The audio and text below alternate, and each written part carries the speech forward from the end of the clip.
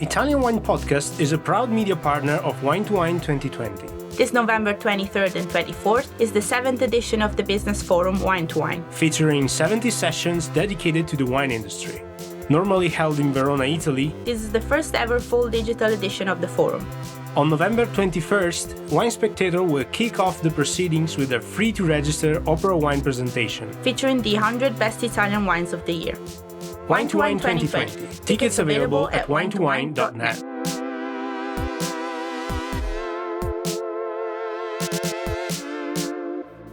Thanks for tuning in. I'm Steve Raye, author of How to Get U.S. Market Ready.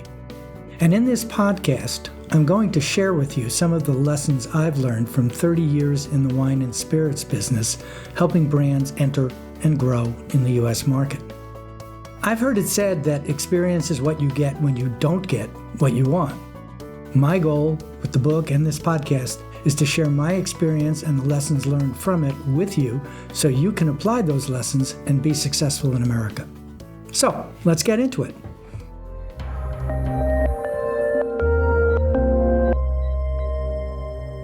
Welcome back to How to Get U.S. Market Ready, presented by the Italian Wine Podcast. I'm Steve Raye, and previously we talked about some of the quirks or qualities that make Americans so American. This week, we continue on the same theme, however, focusing on how it applies to business situations and the beverage alcohol industry in particular. Let's talk about business meetings. I find this to be true a lot, and it kind of makes me uncomfortable, but I think Americans will assume that you understand something if you do not tell them otherwise. So even when you acknowledge, did you understand that, and the chance someone's going to look kind of baffled but say yes to be polite, don't be uncomfortable in saying, I didn't understand that. Could you repeat that again or say it in other words? Or you might even say, you were speaking awfully fast and my English is not that great. Can you say that again and do it a little bit more slowly? I want to understand what you're saying. That's okay, especially because they get to continue talking. And don't be afraid to ask questions if you do not understand things. And even if it's not a conversational thing, someone was speaking too fast or you didn't understand the jargon they were using. We ask a lot of questions to get down to the specifics, and we expect you to do it as well. And if you don't ask the questions, the assumption is you understand everything that we just talked about. And that could lead to a whole lot of problems. And that's especially true dealing with Asian cultures. If we're speaking too fast, usually this refers to me. If I'm speaking too fast, it's okay to interrupt and ask us to speak more slowly, please. There's a real tendency for people in New York to speak very fast. I recognize that. But at the end of the day, especially when we're dealing with people where English is at best a second language, being understood is more important than getting things done quickly. So don't be afraid to ask, hey, you're speaking really fast. Can you slow down? I want to make sure I understand what you're saying. Here's rules to live by. In the U.S., 15 minutes early is on time is late, and late is unacceptable. Talking about business meetings, agendas are critical. First of all, have them, and second of all, stick to them. And if one isn't provided to you, it's incumbent on you to create one. There's a famous saying, it's not American necessarily, it's kind of universal, but it goes like this: never attribute to malice that which can be adequately explained by ignorance. Don't make the assumption that someone is being nasty, disagreeable, or obstinate. They're probably just busy. So swallow your pride and follow up repeatedly with consideration. Chances are, if something is not happening, it's because they didn't understand it was their task to do it.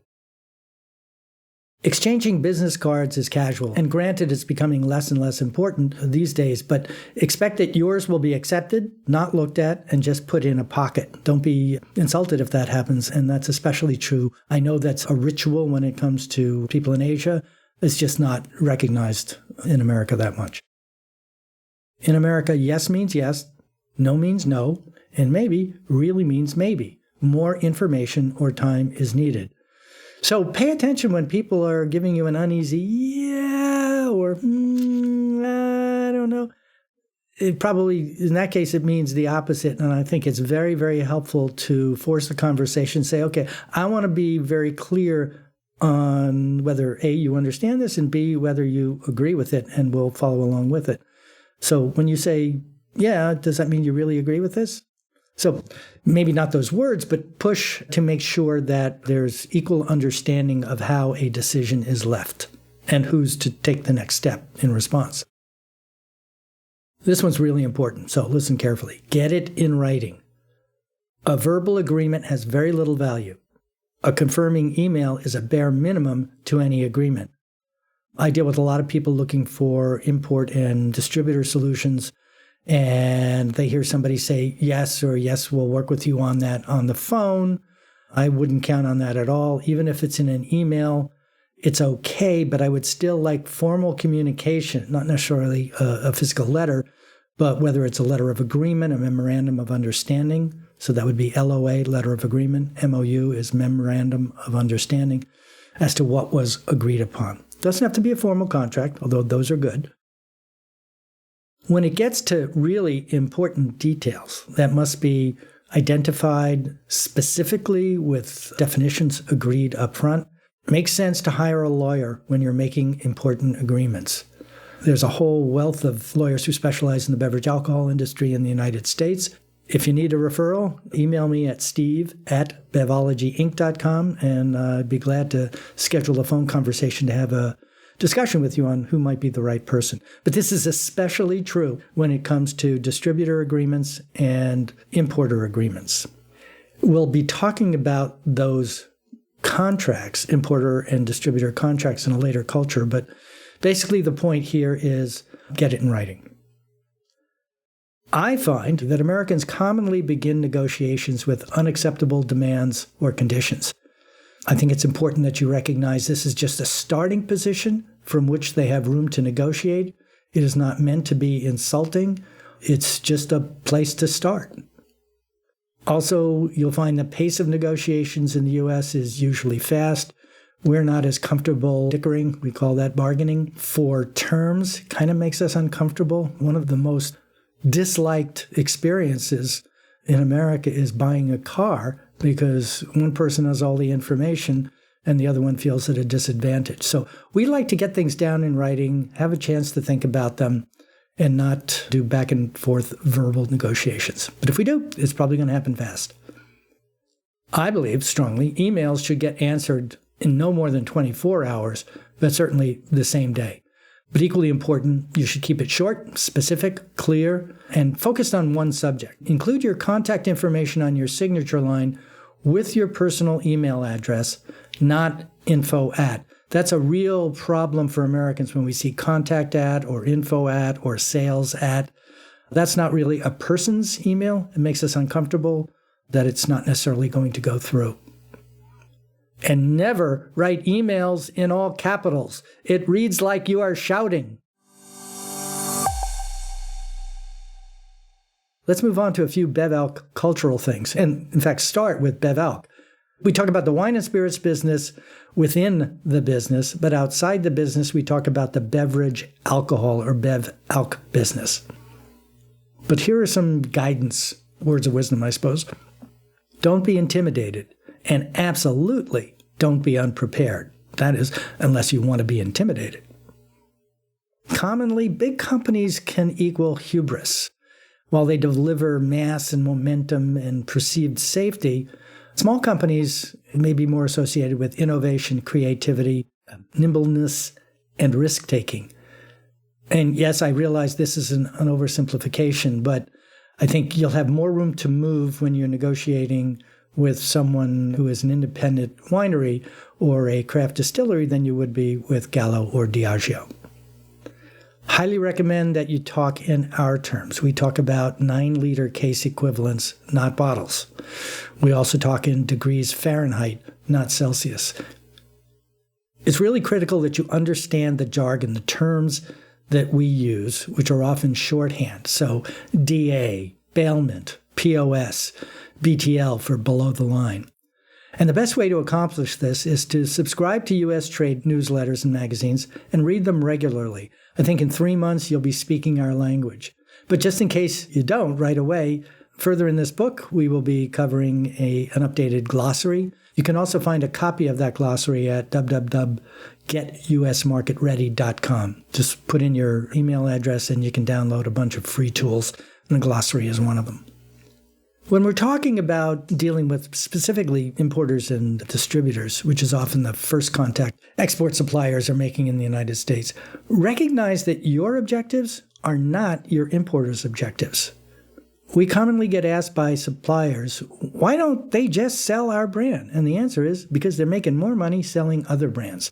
That you need to have a case that you're making that selling your brand will make them more money or gain them some advantage. It's the what's in it for me idea. So thinking that once you sell your brand to someone in the United States, whether it's an importer or distributor or retailer for that matter, that they're going to sell it without your assistance is probably not going to happen. And when you visit accounts, off-premise accounts, and on-premise for that matter, introduce yourself to the manager as soon as you walk in. Remember, you're in their home. Let them know why you're there, who you're there from. They're going to know as soon as you walk in the door that you're from the trade. There's kind of a look about us, I suppose. And when you visit, make sure that you come prepared. Have done a little homework. Check out the account on their website or on LinkedIn or something like that so that you're familiar with the name of the account, who the people are, how many stores they have, where they do their operations. It'll make the conversation go a lot easier. And when it comes to visiting accounts, make sure you have at least a couple of copies of all your materials available in print form. Yes, you can certainly email it at a later date. Yes, you can give them all the information on a thumb drive. By the way, don't expect to get the thumb drive back. But generally speaking, if you want them to have some information and to react to it, you're going to have to physically hand it to them so that they can look at it. Yes, it will get thrown away right away, but at least you've given them something and you know that they've seen it. And lastly, be ready with the answers to the questions you expect. But there's a great saying in America, expect the unexpected. Don't be surprised if you get an off-the-wall question. And having visited a lot of stores, I think you'll get a much more comfortable feeling about the kinds of questions you might get asked, so you won't be thrown off when they get asked. The chapter we're in is What Makes Americans So American, but I thought I'd give you this quick list of tips on how to deal with this. Number one, show them that you're listening by asking. If you say things like, can I take notes? Let them see you taking notes. They're going to perceive it as very flattering. You can respond by saying, so help me understand. Or what I'm hearing you say is, if you repeat back to them what they're saying, there's more confidence on both sides that the communication is getting through. We believe deadlines and commitments are really important. So if one has been set, make sure you meet them. And if you haven't, acknowledge it.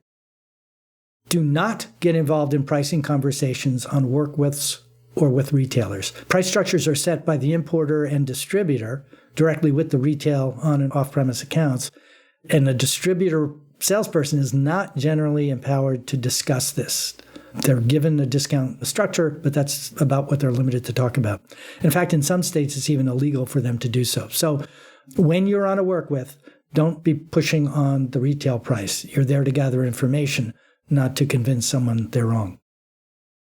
Remember that your brand is more important than the liquid in the bottle. So the first question you're going to get asked by anyone is generally, tell me about your product.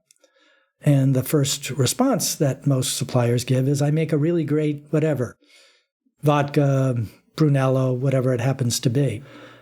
The reality is they're really asking, what is it about your brand that is different and unique and which gives me some advantage against my competitors in this marketplace? What's in it for me is basically what they're asking. So when someone asks, tell me about your brand, the first thing that should come out of your mouth is what you're delivering. And it may be something like, we've structured our price to give significant margin to retailers, or we have fabulous promotion programs that we can do on an account-specific basis to help move the product in your store. That sounds so much better than saying, my Gruner Veltliner is great. It's hard for us to say anyway. When it comes time for meals, I know it varies all over the world, and sometimes I'm surprised at starting dinner at 10 or 11 o'clock in Spain. But generally in America, we start lunch between 12:30 and 2, and dinner between 6:30 and 8:30. maybe to 9, but not much later than that to start. We tend toward informality in dress and interactions, and that's more and more true every day. The day of everybody in the industry wearing a suit are long gone. But even if someone is looking really slack, dirty jeans or an untucked shirt, do not mistake that for impoliteness or lack of seriousness. It's just the business culture in America allows for that.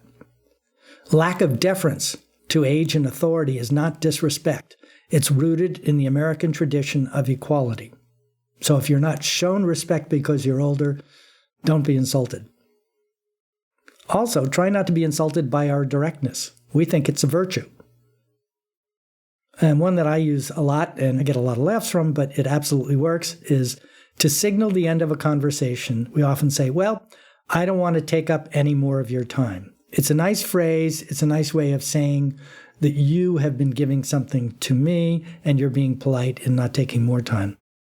And frankly, it should be said more often and, more importantly, for most people, earlier in the conversation. Small talk is important as a prelude to any conversation. Of course, it's important to show interest in the person and their life before getting to the point.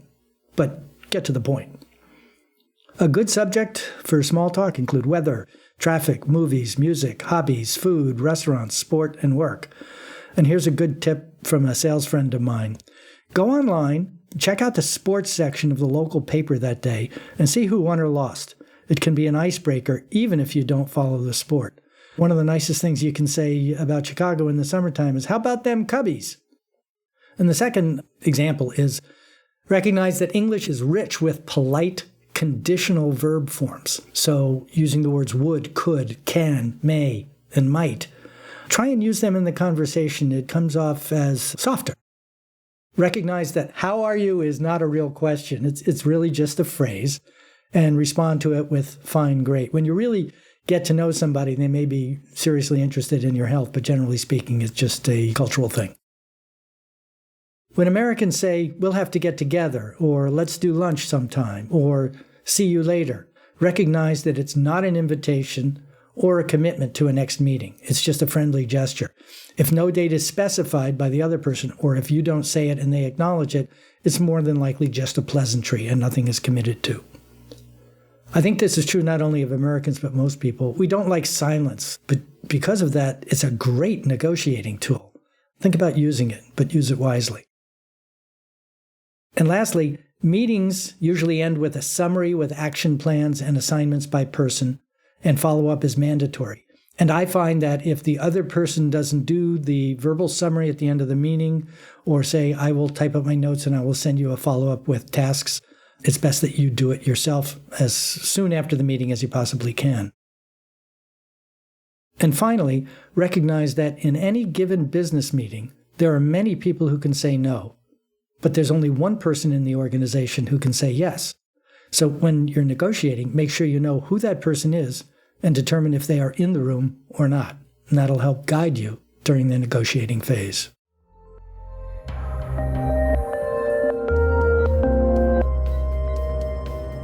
So that's it for a quick list of tips in dealing with Americans in business situations. I hope you find some useful tools there. And until next week, this is Steve Raye for the Italian Wine Podcast. The difficulty lies not in embracing new ideas, but in escaping the old ones.